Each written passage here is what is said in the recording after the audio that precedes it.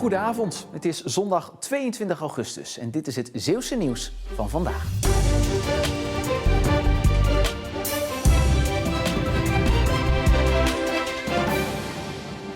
Dit kunstwerk in de haven van Breskes is verkozen tot meest favoriete buitenkunstwerk van Nederland. Broden en vissen van Johnny Beres won met een overtuigende meerderheid de verkiezing gehouden door NPO Radio 4. De afgelopen weken zette Guus Langeraert zich in voor de Zeeuwse nominatie. Hij riep iedereen op te stemmen op het Bresciaanse kunstwerk. Met succes. Want er waren een paar kapers op de kust en terecht, want er zijn heel veel mooie buitenkunstwerken. Maar ja, dit is natuurlijk, dat hebben veel mensen gezegd, het mooiste van heel Nederland, hè? Het kunstwerk staat nu nog in Breskes, maar door sloop verhuist het binnenkort naar Terneuzen. Daar komt Broden en vissen aan een graansilo langs het kanaal van Gent naar Terneuzen. Stoppen met roken met behulp van je telefoon. In Hulst loopt er een project met een speciale stop-app. Stopcoach heet die. Dit is hem, de Stopcoach-app. Deze gebruiken wij bij ons leefstijlprogramma om mensen te helpen met het stoppen met roken.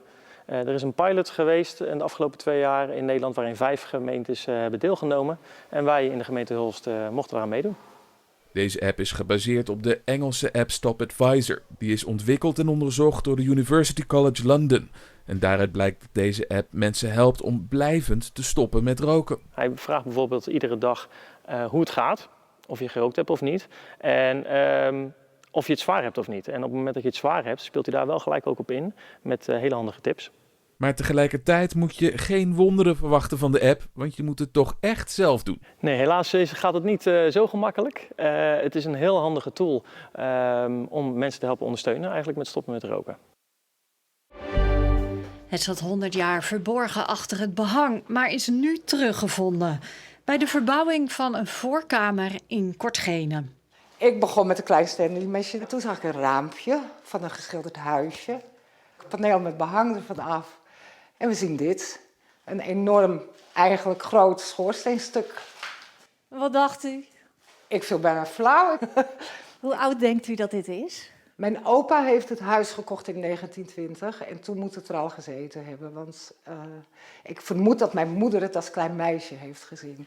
De grote vraag is nu, is dit een afbeelding van Kortgene? En door wie is het geschilderd? De vondst is het begin van de zoektocht. Ik ga nu het hele huis strippen. Ik ga kijken of ik nog meer kan vinden. Het is echt erg. Ja, ik hoop dat ik nog wat vind. Experts zullen dit schilderij binnenkort komen bekijken.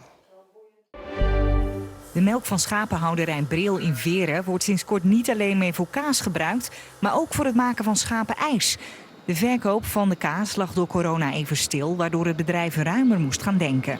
Wij hebben gezien dat de productie van de kaas hetzelfde bleef, maar de afname minder. Dus we zijn gaan nadenken, hoe kunnen wij ons pure product, schapenmelk is een heel mooi product, hoe kunnen we dat anders gaan inzetten en toch nog op de markt brengen als een ware delicatesse.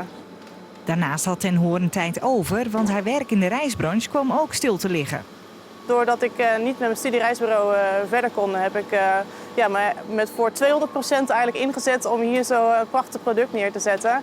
Naast het kaas zijn we een boerderijwinkel begonnen die heel goed loopt en dan nu met het ijs. En we kijken vol vertrouwen de toekomst in. De zaken lopen weer op rolletjes en terwijl de schapenhouderij nu nog vooral bekend staat om hun kaas, kan daar nog wel eens verandering in komen.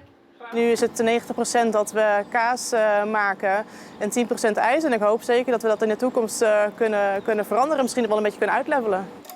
Want een ijsje doet het in de zomer nou eenmaal beter dan kaas.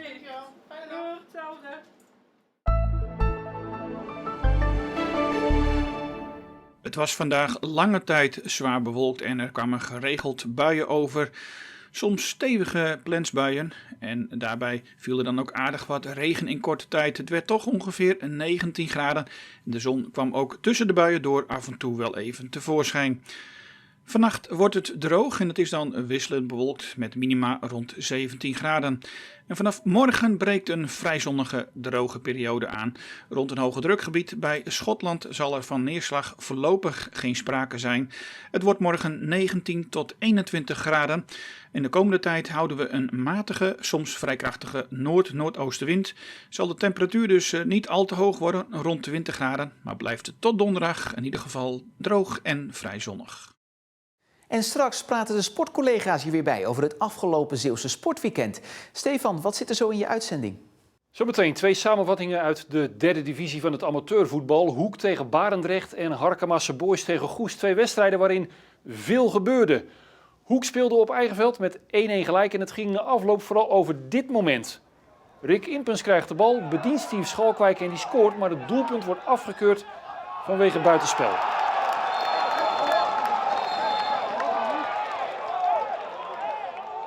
Dan die actie met mij en Steve, dat ik eigenlijk betwijfel dat het offside is, want ik zie Steve eigenlijk niet naast mij lopen, maar achter mij lopen.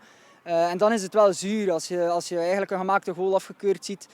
Is het jammer, want op dat moment was het nog 1-0, dan wordt het 2-0 en is het een heel ander verhaal. Harkemasse Boys tegen Goes eindigde in een 3-3 gelijkspel. En opnieuw speelde Goes, net als vorige week, lange tijd met een man meer na een rode kaart van Harkemasse Boys. Maar het ging mis in blessuretijd. Goes verspeelde een 3-2 voorsprong. En dus waren de druiven zuur na afloop. Kijk, als je, ik dacht 75ste minuut 3-2 voorkomt, hè, nadat je 2-1 achter staat, dan heb je toch het gevoel van ja jongens, dit gaan we niet meer weggeven. En dan moet je hem gewoon over de streep trekken en dat maakt het wel zuur. Maar goed, als je over heel de wedstrijd kijkt, denk ik dat gezien het kansen en het spelbeeld, dat wij de overhand hadden qua spel, maar qua kansen dat het zeker gelijkwaardig was. Genoeg om te bekijken dus straks in Omroep Zeeland Sport. En tot zover Zeeland Nu voor vandaag. Straks kunt u dus nog kijken naar Omroep Zeeland Sport. En voor nu nog een fijne avond.